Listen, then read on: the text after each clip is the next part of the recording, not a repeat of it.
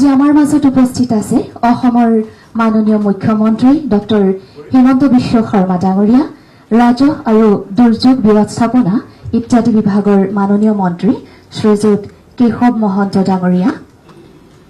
আমাৰ মাজত উপস্থিত আছে ৰূপান্তৰ আৰু উন্নয়ন বিভাগৰ মাননীয় মন্ত্ৰী শ্ৰীযুত ৰামেশ্বৰ তেলী ডাঙৰীয়া, আমাৰ সন্মানীয় বিধায়কসকল তথা সন্মানীয় সংবাদ সেৱীসকল, লগতে গুৱাহাটী তথা উজনি অসমৰ 4খন জিলাৰ পৰা আমাৰ সৈতে ভাৰ্চুৱেলি সংযুক্ত হোৱা সন্মানীয় বিধায়কসকল, হিতাধিকাৰীসকল তথা সন্মানীয় সাংবাদিকসকল, পুনৰবাৰ আপোনালোক সকলোকে স্বাগতম জনাইছো আজিৰ অনুষ্ঠানলৈ।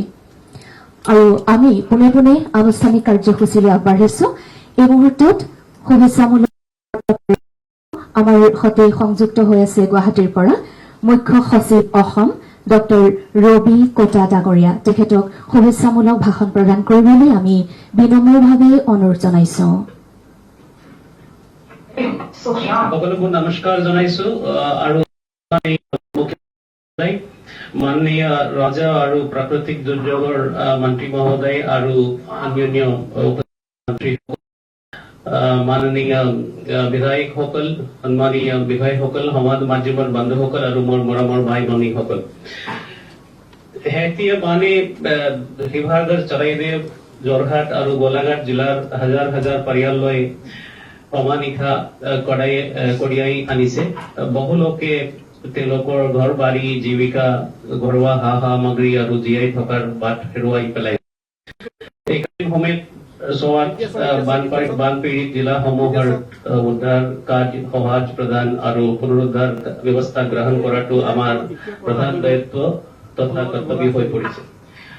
কোনো এটা বান প্ৰভাৱিত পৰিয়াল যাতে চৰকাৰী সহায়ৰ পৰা বঞ্চিত হৈ নৰয়, সেয়া নিশ্চিত কৰাৰ দিশটোত আমি অগ্ৰাধিকাৰ প্ৰদান কৰিছো। মাননীয় মুখ্যমন্ত্ৰী মহোদয়ৰ বলিষ্ঠ নেতৃত্ব আৰু নিৰ্দেশনাত আমি উদ্ধাৰকাৰী বিষয়া, স্বেচ্ছাসেৱক আদি পৰ্যাপ্ত সাহায্য সামগ্ৰী সংগ্ৰহ আৰু বিতৰণ ব্যৱস্থা কৰিছো। ইয়াৰ জৰিয়তে আমি ক্ষতিগ্ৰস্ত পৰিয়ালসমূহৰ কাষত থিয় হৈ সকাহ প্ৰদান কৰিবলৈ সক্ষম হৈছো। শিৱসাগৰ, চৰাইদেউ, যোৰহাট আৰু গোলাঘাট জিলা আয়ুক্তসকলে সম্পন্ন কৰা মূল্যায়ন প্ৰতিবেদনত ভিত্তিত অসম চৰকাৰে আজি প্ৰায় 75,000 বানপীড়িত পৰিয়ালক 15,000 টকাকৈ অন্তৰ্বৰ্তীকালীন বিত্তীয় সাহায্য প্ৰদান কৰাৰ সিদ্ধান্ত গ্ৰহণ কৰিছে। এই পদক্ষেপৰ বাবে অসম চৰকাৰৰ প্ৰায় 112 কোটি টকা ব্যয় হ'ব। দুৰ্যোগৰ পৰৱৰ্তী সময়ত জৰুৰী প্ৰয়োজনসমূহ কাৰণে আমি আৰু ইয়াৰ পৰা বেছি বানপীড়িত পৰিয়ালসমূহক সাহায্য ধনৰাশি নিৰ্ধাৰণ কৰিবলৈ আমি আমাৰ মাননীয় মুখ্যমন্ত্ৰী মহোদয় চেষ্টা কৰি আছে। আৰু প্ৰধানমন্ত্ৰী সূৰ্যাগৰত এই 4টা জিলাত 40 কোটি ওপৰত টকাও আজি মুকলি কৰি দিয়া হ'ব। আজি আমি ইয়াত ডিবিটি প্ৰক্ৰিয়াৰে জৰিয়তে প্ৰথমটো কিস্তি মুকলি কৰিবলৈ একত্ৰিত হৈছো। আৰু 2 দিনত 5 আগষ্টৰ ভিতৰত বাকী টকা যোগ্য পৰিয়ালসমূহকো ইয়াৰ বেনিফিটটো দিয়া হ'ব। বন্ধুসকল, অসমৰ এই সহায় ইয়াতে শেষ নহয়। দুৰ্যোগৰ ভয়াৱহৰ কথা অনুধাৱন কৰি চৰকাৰে অতিৰিক্ত কেইবাটাও সাহায্য আৰু পুনৰুদ্ধাৰ ব্যৱস্থাত অনুমোদন জনাইছে। এই ব্যৱস্থাসমূহ অতি সোনকালে শিৱসাগৰ, যোৰহাট, চৰাইদেউ, গোলাঘাট জিলাৰ বানপীড়িত পৰিয়ালসমূহৰ বাবে গ্ৰহণ কৰা হ'ব। আৰু মই পুনৰ দোহাৰিব বিচাৰিছো যে প্ৰাকৃতিক দুৰ্যোগৰ আমাৰ ধৈৰ্যৰ লগতে আমাৰ একতা আৰু সামূহিক শক্তিৰে পৰীক্ষা লয়। এই সংকটৰ সময়ত বান প্ৰভাৱিত ৰাইজৰ কাষত থিয় দি জিলা প্ৰশাসন, NDRF, SDRF, আৰ্মি, এয়াৰফৰ্চ, স্বেচ্ছাসেৱক, নাগৰিক সমাজ সংগঠন আৰু প্ৰতিজন ব্যক্তিয়ে কৰা অক্লান্ত প্ৰচেষ্টাত মই আন্তৰিক শলাগ লৈছো। আৰু আমি প্ৰতিশ্ৰুতিবদ্ধ, আমি সকলোৱে মিলি একত্ৰিতভাৱে দ্ৰুতগতিত পুনৰুদ্ধাৰ ব্যৱস্থা গ্ৰহণ কৰিম, যাতে কোনো এটা ভুক্তভোগী পৰিয়াল বাদ পৰি নাযায়। ধন্যবাদ।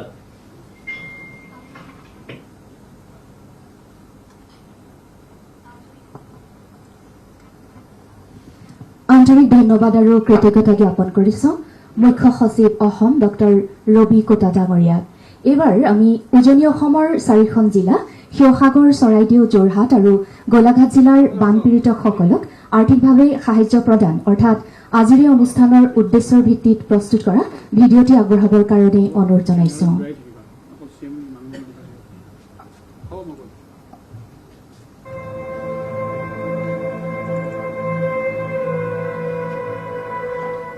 যোৱা জুলাই মাহত হোৱা প্ৰলয়ংকৰী বানে উজনি অসমৰ চৰাইদেউ, শিৱসাগৰ, যোৰহাট আৰু গোলাঘাট জিলাত এক ভয়ংকৰ বিভীষিকাৰ সৃষ্টি কৰিলে। চকুৰ পলকতে পানীৰ তলত বুৰ গ'ল হাজাৰ হাজাৰ বিঘা সোণোৱালী শস্য পথাৰ, উঠি গ'ল সপোনৰ ঘৰ দুৱাৰ আৰু বানৰ তাণ্ডৱে জনজীৱনলৈ নমাই আনিলে এক অৱৰ্ণনীয় দুৰ্দশা। এই চৰম সংকটৰ সময়ত দুৰ্দশাগ্ৰস্ত বানাক্ৰান্ত ৰাইজক তৎকালীনভাৱে সকাহ দিয়াৰ উদ্দেশ্যে মাননীয় মুখ্যমন্ত্ৰী মহোদয়ে কেইবাটাও গুৰুত্বপূৰ্ণ অন্তৱৰ্তীকালীন সাহায্য ঘোষণা কৰিছে। প্ৰথম পৰ্যায়ত 4খন জিলাৰ প্ৰায় ৭৫,০০০টা বানাক্ৰান্ত পৰিয়াললৈ প্ৰত্যক্ষ লাভ হস্তান্তৰ প্ৰক্ৰিয়াৰে মুঠ প্ৰায় ১১২ কোটি টকা আবণ্টন দিয়া হৈছে। ইয়াৰ অধীনত প্ৰতিটো পৰিয়ালে ৩ আগষ্টৰ পৰা ৫ আগষ্টৰ ভিতৰত ১৫,০০০ টকাকৈ লাভ কৰিব। এই ১৫,০০০ টকাৰ একত্ৰিত সাহায্যত বস্ত্ৰ আৰু বাচন বৰ্তনৰ বাবে ৫,০০০ টকা, জীৱিকা নিৰ্বাহৰ সাহায্য হিচাপে ৩,০০০ টকা আৰু ৰাজ্য চৰকাৰৰ অতিৰিক্ত সাহায্য হিচাপে ৭,০০০ টকা অন্তৰ্ভুক্ত কৰা হৈছে। লগতে সৰ্বাধিক ক্ষতিগ্ৰস্ত শিৱসাগৰ আৰু চৰাইদেউ জিলাৰ প্ৰতিটো পৰিয়ালক ১০ আগষ্টৰ পৰা অতিৰিক্ত ১০,০০০ টকাকৈ প্ৰদান কৰা হ'ব। এই দুখন জিলাৰ ৰাইজৰ বাবে জুলাই মাহৰ ৩০০ ইউনিটলৈকে বিদ্যুৎ মাচুল ৰেহাই আৰু এবছৰৰ বাবে ভূমি ৰাজহ বা খাজনা সম্পূৰ্ণৰূপে ৰেহাই দিয়া হৈছে। বাসগৃহ সম্পূৰ্ণৰূপে ক্ষতিগ্ৰস্ত পৰিয়ালসমূহক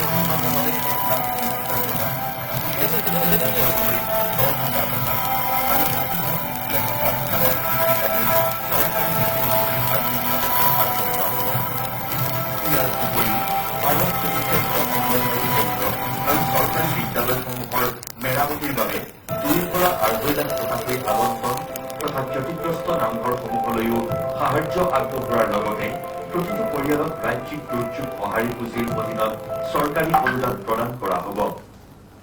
ৰাইজৰ স্বাস্থ্য সুৰক্ষাৰ বাবে বানাক্ৰান্ত অঞ্চলসমূহত মেগা স্বাস্থ্য শিবিৰ আৰু পশুধন চিকিৎসা শিবিৰ অনুষ্ঠিত কৰা হ'ব। বীমাৰ দাবীসমূহ খৰতকীয়া কৰিবলৈ বিশেষ নডেল অফিচাৰ নিয়োগ কৰাৰ লগতে মুকলি কৰা হৈছে এক ২৪ ঘণ্টীয়া হেল্পলাইন নম্বৰ। এতিয়ালৈকে প্ৰদান কৰা চৰকাৰী সাহায্যসমূহ: ১. পাৰিতোষিক সাহায্য হিচাপে চাউল ৪,১৮২ মেট্ৰিক টন, দালি ৮৬৫ মেট্ৰিক টন, নিমখ ৩৮৬ মেট্ৰিক টন, ৩৩,০৪,৫২০ লিটাৰ মিঠাতেল, লগত খোৱা পানী, বিস্কুট, শিশু খাদ্য, চিৰা, গুড়, চেনিটাৰী নেপকিন, ফেনাইল, বাল্টি, মগ, চাবোন, মহ মৰা ঔষধ, মমবাতি আৰু দিয়া চলাই ইত্যাদি। ২. এতিয়ালৈকে চৰকাৰৰ তৰফৰ পৰা বানত মৃত্যু হোৱা মৃতকৰ পৰিয়াললৈ SDRFৰ তৰফৰ পৰা ৪ লাখ টকা আৰু অসম চৰকাৰৰ ফালৰ পৰা ৫ লাখকৈ সৰ্বমুঠ ৯ লাখকৈ টকা দিয়া হৈছে। ৩. এতিয়ালৈকে চৰকাৰৰ তৰফৰ পৰা বান বিধ্বস্ত জিলাসমূহত আৱৰ্জনা নিষ্কাশনৰ বাবে মুঠ ৫.৬৪,০০০ কোটি টকা মুকলি কৰি দিয়া হৈছে। বানাক্ৰান্ত ৰাইজৰ দ্ৰুত পূৰ্ণ সংস্থাপনৰ বাবে অসম চৰকাৰ সম্পূৰ্ণৰূপে প্ৰতিশ্ৰুতিবদ্ধ। এই সংকটকালত আমি সদায় আপোনাৰ থাকিব।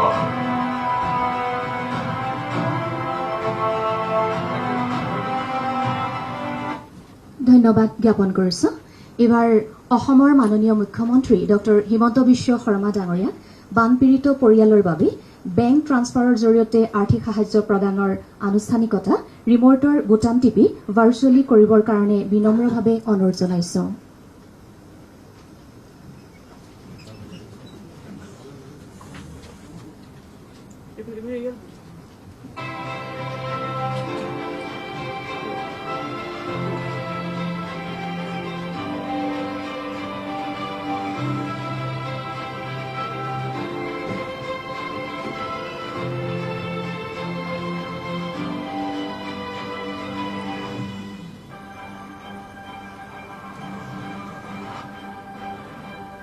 মাননীয় মুখ্যমন্ত্ৰী মহোদয়লৈ আন্তৰিক ধন্যবাদ জ্ঞাপন কৰিছোঁ।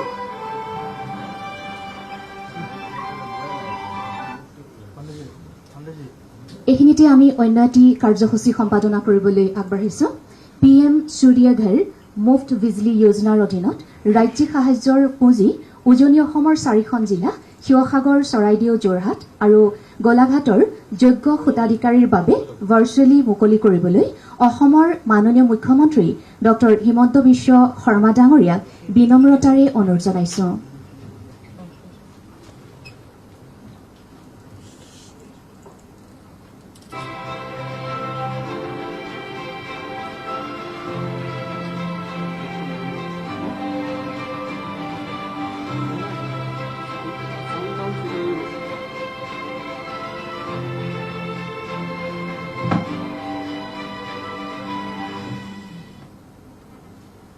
ধন্যবাদ জ্ঞাপন কৰিছোঁ মাননীয় মুখ্যমন্ত্ৰী মহোদয়লৈ। এবাৰ অসমৰ মাননীয় মুখ্যমন্ত্ৰী ডক্টৰ হিমন্ত বিশ্ব শৰ্মা ডাঙৰীয়াক তেখেতৰ বহুমূলীয়া ভাষণ প্ৰদান কৰিবলৈ অনুৰোধ জনাইছোঁ। আজিৰ সভাত ডিব্ৰুগড়, গুৱাহাটী, চৰাইদেউ, শিৱসাগৰ, যোৰহাট আৰু ডিব্ৰুগড় জিলাত সমবেত গোলাঘাট জিলাত সন্মানীয় ৰাইজ, বানাক্ৰান্ত পৰিয়ালৰ পৰা অহা সন্মানীয় ৰাইজ, ডিব্ৰুগড়ত মোৰ লগত উপস্থিত অসম চৰকাৰৰ ৰাজহ মন্ত্ৰী কেশৱ মহন্ত ডাঙৰীয়া, ৰূপান্তৰ আৰু উন্নয়ন বিভাগৰ সন্মানীয় মন্ত্ৰী ৰামেশ্বৰ তেলী ডাঙৰীয়া, সন্মানীয় বিধায়ক প্ৰশান্ত ফুকন ডাঙৰীয়া, বিনোদ হাজৰিকা ডাঙৰীয়া, আমাৰ মাজত উপস্থিত সন্মানীয় বিধায়ক ৰূপক শৰ্মা ডাঙৰীয়া, সঞ্জয় কিষাণকে আদি কৰি গুৱাহাটীত মুখ্য সচিব ডাঙৰীয়াৰ নেতৃত্বত উপস্থিত চৰকাৰৰ বিষয়াসকল আৰু জিলা আয়ুক্তসকল, আজি আমি চৰাইদেউ, শিৱসাগৰ, গোলাঘাট আৰু যোৰহাট জিলাৰ বানাক্ৰান্ত ৰাইজক কিঞ্চিত সহায় কৰাৰ বাবে ইয়াত সমবেত হৈছোঁ। বানৰ গভীৰতা বা বানত হোৱা ক্ষতিৰ বিষয়ে মই দুনাই নতুনকৈ ৰাইজক সোঁৱৰাই দিয়াৰ প্ৰয়োজন নাই।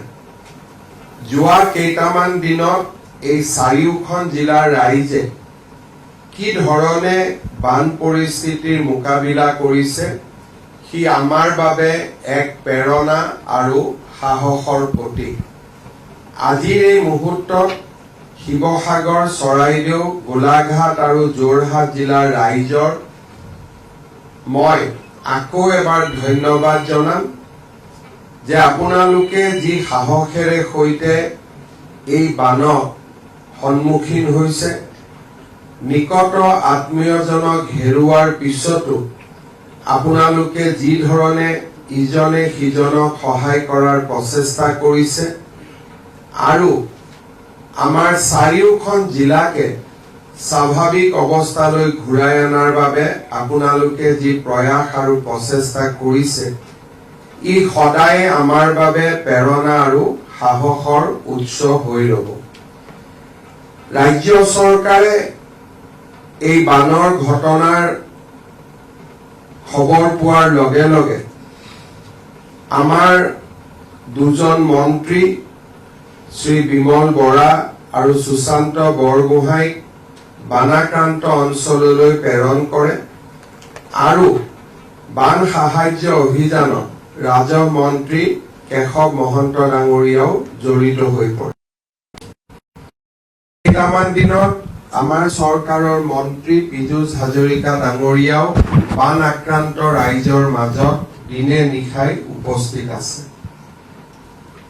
এই আটাইকেইখন জিলাৰ সন্মানীয় বিধায়কসকলেও ৰাজনৈতিক পৰিচয়ৰ ঊৰ্ধলৈ গৈ বানাক্ৰান্ত ৰাইজক সহায় কৰাৰ বাবে প্ৰয়াস আৰু প্ৰচেষ্টা অব্যাহত ৰাখিছে। চাৰিওখন জিলাৰ জিলা আয়ুক্তসকলৰ নেতৃত্বত অসম চৰকাৰৰ বিষয়া কৰ্মচাৰী সকলেও বানাক্ৰান্ত ৰাইজক সহায় কৰাৰ বাবে আপ্ৰাণ প্ৰচেষ্টা কৰিছে। অসমৰ বিভিন্ন স্থানৰ পৰা NGO, বিভিন্ন জাতীয় সংগঠন আৰু হৃদয়বান ৰাইজেও ব্যক্তিগত আৰু সামূহিক প্ৰচেষ্টাৰ মাজেৰে বানাক্ৰান্ত ৰাইজক সহায় কৰাৰ বাবে প্ৰয়াস অব্যাহত ৰাখিছে। এই প্ৰচেষ্টাক আৰু অধিক গতি দিবলৈ ইতিমধ্যে ৰাজ্য চৰকাৰে কেন্দ্ৰীয় চৰকাৰৰ সৈতে আলোচনা কৰি কেইবালানিও আঁচনি বা কেইবালানিও আমি সহায় কৰাৰ বাবে চৰকাৰৰ সিদ্ধান্ত ইতিমধ্যে আমি বিভিন্ন পৰ্যায়ত ঘোষণা কৰিছো। যোৱা 1 মাৰ্চত আমি অৰুণোদয় আঁচনিৰ জৰিয়তে এই চাৰিওখন জিলাৰ ৰাইজৰ বেংক একাউণ্টলৈ 2500 টকা পঠিয়াবলৈ সক্ষম হৈছিলো। পৰৱৰ্তী পৰ্যায়ত ৰাষ্ট্ৰীয়কৃত বেংক আৰু আন বেংকসমূহৰ লগত আলোচনা কৰি বানাক্ৰান্ত ৰাইজে যাতে তেওঁলোকৰ ঋণসমূহ তৎকালীনভাৱে ঘূৰাই দিবলগীয়া পৰিৱেশৰ সন্মুখীন হ'ব নালাগে, তাৰ বাবে 6 মাহৰ মৰেটৰিয়াম আমি বা 6 মাহ ঋণ ঘূৰাই নিদিয়াৰ সিদ্ধান্ত বেংকসমূহৰ লগত আলোচনা কৰি ঘোষণা কৰিবলৈ আমি সক্ষম হৈছিলো। যোৱা পৰহি দিনা আমি ইন্স্যুৰেন্স কোম্পানীসমূহৰ লগতো দীঘলীয়াকৈ আলোচনা কৰিছিলো। ঘৰৰ বীমা, গাড়ীৰ বীমা, দোকান পোহাৰৰ বীমা, জীৱন বীমাকে ধৰি বিভিন্ন ধৰণৰ বীমা কোম্পানীসমূহৰ লগত আমি কৰা আলোচনাই এক সুন্দৰ ফলাফল আনিবলৈ সক্ষম হৈছিল। অৰ্থাৎ এতিয়া বীমা কোম্পানীসকলে জিলা পৰ্যায়ত নোডেল অফিচাৰ আৰু হেল্পলাইন স্থাপন কৰিব। কাগজ পত্ৰৰ জটিলতা নোসোমোৱাকৈ যিমান পাৰে সোনকালে বীমাসমূহ নিষ্পত্তি কৰিবলৈ চেষ্টা কৰিব আৰু স্থায়ী নিষ্পত্তি নোহোৱালৈকে ইণ্টাৰিম অন্তৰ্বৰ্তীকালীন বীমা ৰাশি প্ৰদানৰ বিষয়ে আমি এক উমৈহতীয়া সিদ্ধান্তত উপনীত হ'ব পাৰিছিলো।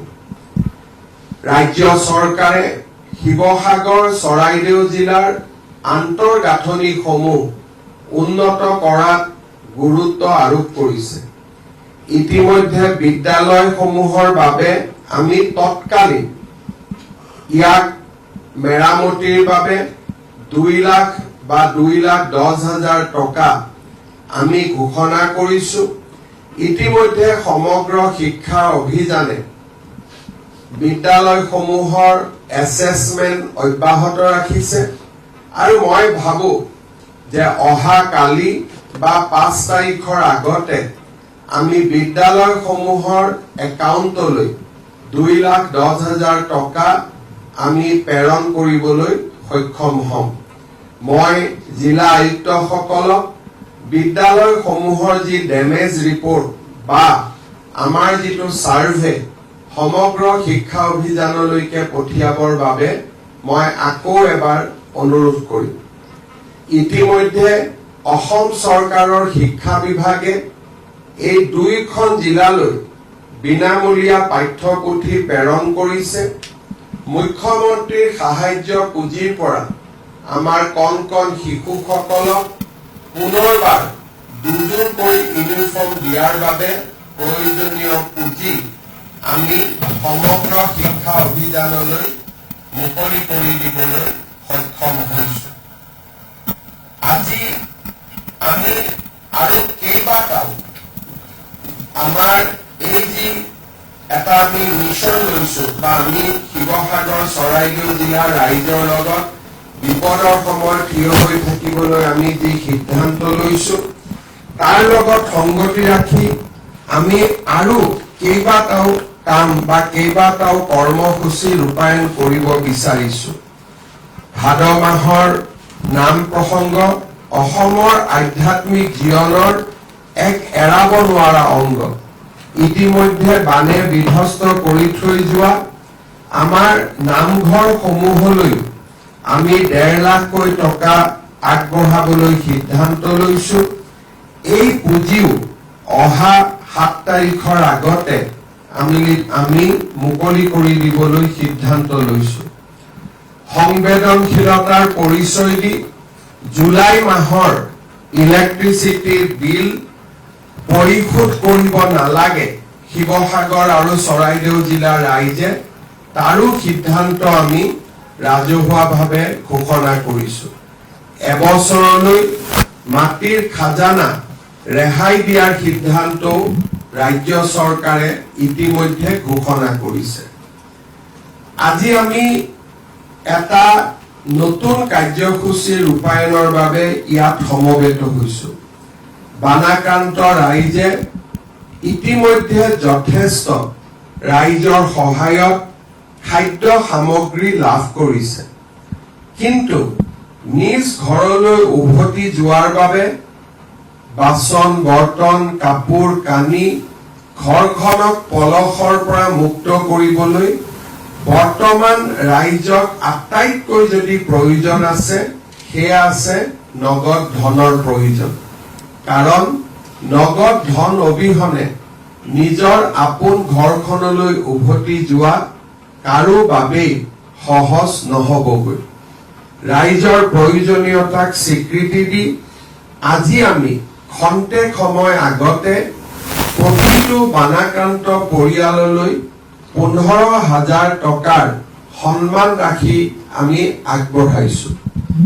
শিৱসাগৰ জিলাৰ 35,298টা পৰিয়াল, চৰাইদেউ জিলাৰ 19,883টা পৰিয়াল, গোলাঘাট জিলাৰ 2,593টা পৰিয়াল আৰু যোৰহাট জিলাৰ 4,922টা পৰিয়াল অৰ্থাৎ 62,696টা পৰিয়াললৈ আমি খন্তেক সময় আগতে 15,000 টকাকৈ বেংক ট্ৰেন্সফাৰ কৰিবলৈ সক্ষম হৈছো।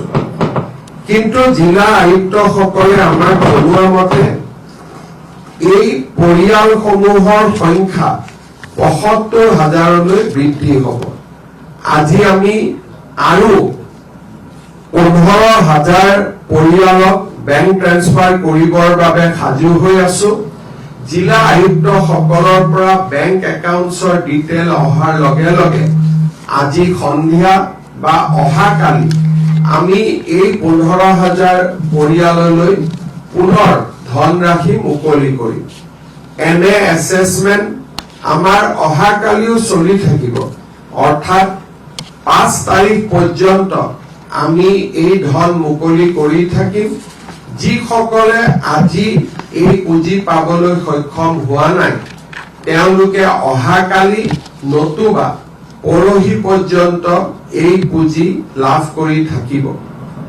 জিলা আয়ুক্তসকলে মাত্ৰ 2টা দিনৰ ভিতৰতে 75,000 ব্যক্তিৰ নাম একাউণ্ট নম্বৰ সংগ্ৰহ কৰাটো এক জটিল কাম আছিল।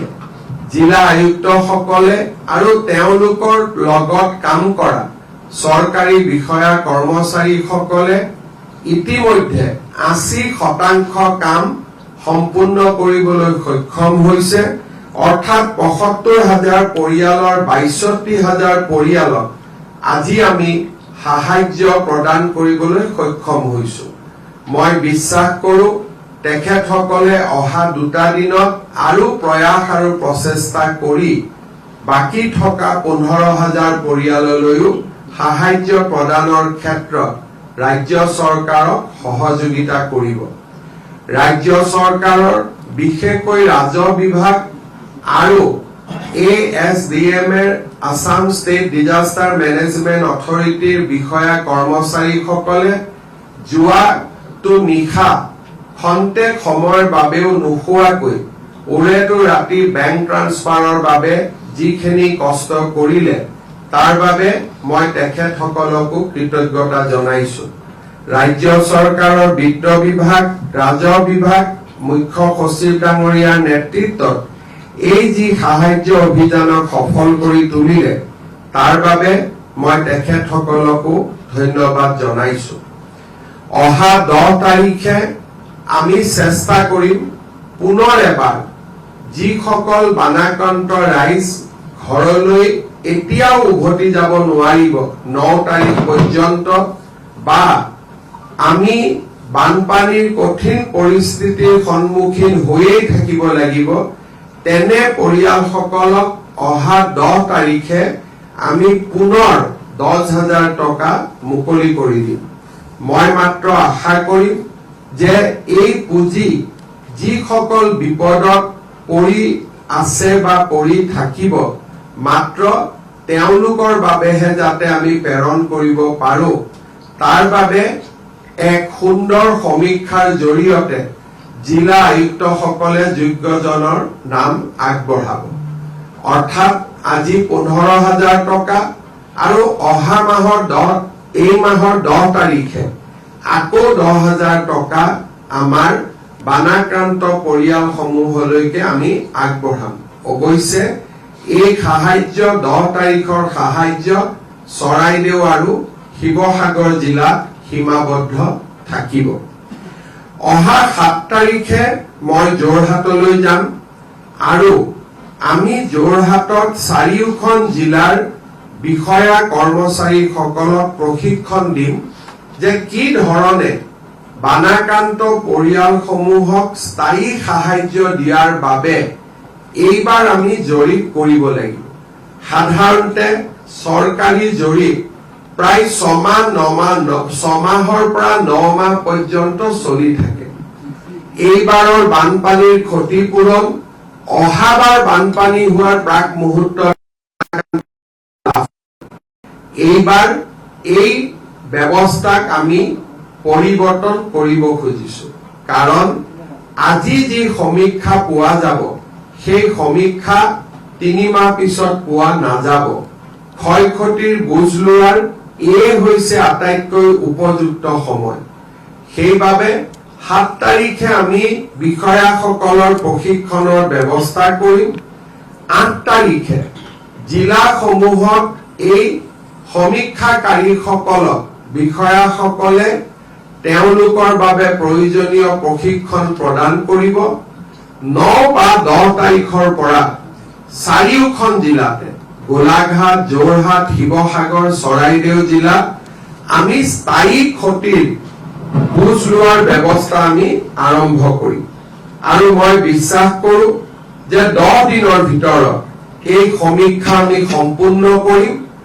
আগষ্ট মাহৰ ভিতৰতে স্থায়ী ক্ষতিৰ পুঁজি মুকলি কৰি দিয়াৰ বাবে আমি প্ৰচেষ্টা কৰিম আৰু কিবা কাৰণত আগষ্ট মাহত সম্ভৱ নহলেও ছেপ্টেম্বৰ মাহৰ প্ৰথম সপ্তাহৰ ভিতৰতে এই স্থায়ী পুঁজি মুকলি কৰি দিয়াৰ বাবে আমি সিদ্ধান্ত লম। প্ৰধানমন্ত্ৰী ডাঙৰীয়াই আমাক আশ্বাস দিছে যে স্থায়ী ক্ষতিৰ সমীক্ষা হোৱাৰ লগে লগে আমাৰ যি স্থায়ী ক্ষতিৰ নৰ্মছ আছে সেই নৰ্মছ মতে যিমান প্ৰয়োজনীয় পুঁজি প্ৰয়োজন হয় ৰাজ্য চৰকাৰক সেই পুঁজি তেখেতে আমাক দিব। তেখেতৰ সাহস আৰু প্ৰেৰণাতে আমি এনে তৎকালীন জৰীপৰ ব্যৱস্থা হাতত লবলৈ সিদ্ধান্ত গ্ৰহণ কৰিছো। মই পুনৰ এবাৰ আজিৰ সভাত উপস্থিত সমূহ ৰাইজকে আকৌ এবাৰ মই ধন্যবাদ জনাইছো। চৰকাৰে কিমান চাউল, দালি, মিঠাতেল আদি যোগান ধৰিছে তাৰ আজি মই ইয়াত আপোনালোকক জনাব বিচৰা নাই, কাৰণ ৰাইজ আৰু চৰকাৰ সকলোৱে লগ লাগি ইতিমধ্যে খাদ্য সামগ্ৰীৰ এক ডাঙৰ প্ৰয়োজনীয়তা পূৰণ কৰিব পাৰিছে। আজি শিৱসাগৰ আৰু চৰাইদেউ জিলাত মোৰ ভ্ৰমণৰ সময়ত ইতিমধ্যে মৃত পৰিয়ালসকলে লাভ কৰা 4 লাখ টকাৰ উপৰিও আৰু এটা সামান্য বৰঙণি হিচাপে আমি আৰু 5 লাখ টকাকৈ এই মৃত পৰিয়ালসকলৰ নিকটতম আত্মীয়সকলক আগবঢ়াম। আমি জানো যে কোনো ধৰণৰ টকাৰ সংখ্যাৰে মৃত্যুৰ যি অপূৰণীয় ক্ষতি তাক পূৰণ কৰিব নোৱাৰি। তথাপিতো এই মুহূৰ্তত সেই পৰিয়ালসকলৰ লগত থিয় হৈ থকাটো আমাৰ দায়িত্ব আৰু কৰ্তব্য। এই দায়িত্ব আৰু কৰ্তব্য আমি নিষ্ঠাৰে সৈতে পালন কৰিবলৈ প্ৰচেষ্টা কৰিম। পুনৰ এবাৰ আপোনালোক সকলোকে মোৰ অন্তৰৰ ধন্যবাদ জনাই বিশেষকৈ চাৰিওখন জিলাত সমবেত ৰাইজৰ সাহসক আকৌ এবাৰ মই মোৰ প্ৰণাম জনাই মই মোৰ বক্তব্যৰ সামৰণি মাৰিছো। আজি আমাৰ এই অনুষ্ঠানত গোলাঘাট, যোৰহাট, শিৱসাগৰ, চৰাইদেউ বিধায়কসকল, মন্ত্ৰীসকলো উপস্থিত আছে। সকলোকে মোৰ শুভেচ্ছা জনাই মই মোৰ বক্তব্যৰ সামৰণি মাৰিছো। জয় হিন্দ, বন্দে মাতৰম। মাননীয় মুখ্যমন্ত্ৰী ডক্টৰ হিমন্ত বিশ্ব শৰ্মা ডাঙৰীয়ালৈ আন্তৰিক ধন্যবাদ আৰু কৃতজ্ঞতা জ্ঞাপন কৰিছো তেখেতৰ বহুমূলীয়া